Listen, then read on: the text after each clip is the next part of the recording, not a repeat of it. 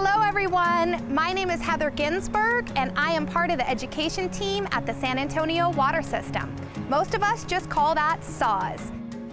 Today we are going to learn all about water towers together. Why are they so big? Why are they so tall? Why are they located where they are? Come along with me and let's take a closer look.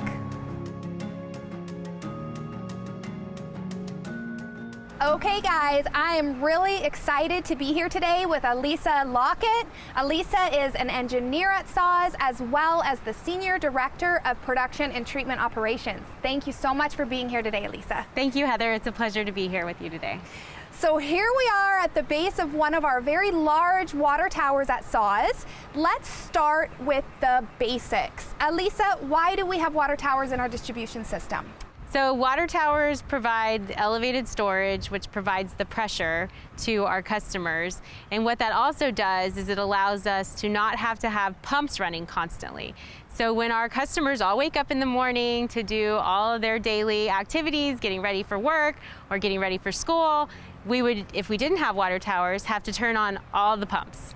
And so with the water tower full from the night before, all those customers have good pressure while they're taking showers and while they're brushing their teeth, and then we can kick the pumps on as needed to keep the towers full, but we don't have to run the pumps constantly.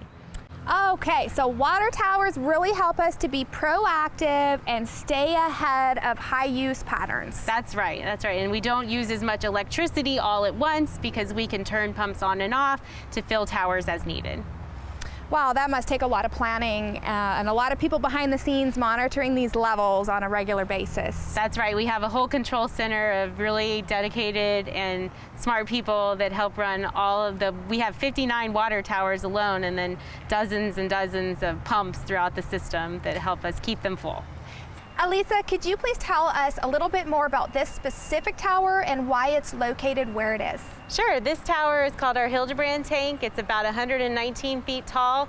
It's located on a hill near Trinity University, and the reason we locate towers like this on hills is so that we can make the concrete pedestals as short as possible to limit the cost of construction. And so right here, we're at the 119 feet. If we had everybody in this service area lower than us, we could actually build a water tower that's closer to 80 feet. So we had to make up a little bit of footage in the pedestal to provide enough height difference between the highest customer in the service area and this tank. Okay, that makes perfect sense. You need to design it so that you can provide enough pressure for all your customers that this tank serves. That's right.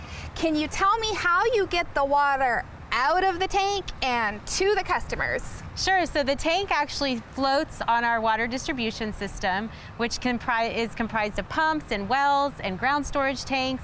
And so when there is demand in the system from our customers turning on their faucets, then water flows through a pipe out into the system. When there isn't any demand in the system, then water fills the tank back up. So the elevation in the tank is varying based on how much demand there is and based on when we have pumps kicking on and off in our at our pump stations. Can you tell us a little bit more about how water towers are constructed? What materials are used? Sure. Nowadays, you can see with this tank that the bottom is concrete, and then we call that the tank pedestal. And then the top is made of welded steel, and it's coated with a special coating that protects against corrosion, but also is suitable for potable water service. So that we have a welded steel top and a concrete pedestal bottom, and the height of the pedestal depends on how much total height we need to provide the right pressure. So how much pressure do you gain per foot of a water tower? So per foot, it's about 0.43 pounds per square inch, and we need 35 pounds per square inch at the highest connection in a service area, a minimum. So if we have a water tower on a hill and there's a customer at the bottom of the hill, they actually get more pressure than the person that's right next to that water tower at the same elevation. So we size the water tower based on how many people we have in an area, and then we make the height of it based on where the highest elevation is in the area. So there's a lot of water in the top, as you mentioned. How do we keep it clean? So we actually have a tank cleaning program where every 5 years we clean the insides of all of our potable water storage tanks. And as you can see at this facility, we actually have a recycled water storage tank, and those are cleaned every 2 years. And so we do keep up with our cleaning to make sure that the inside of our towers is kept pristine.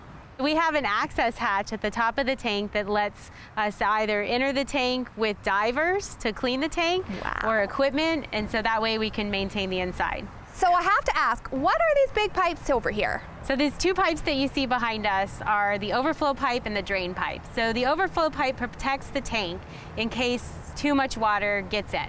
So if for some reason the level doesn't get picked up by an operator and there's some sort of malfunction in the supervisory control and data acquisition system, then we would see water coming out the overflow pipe. Now, if for some reason we need to drain the tank to do some sort of major maintenance, then we would have water coming out the drain, which is set at a lower elevation than the overflow. You mentioned that the inside of the pedestal is actually hollow. Can we go take a look? Yes, let's do it.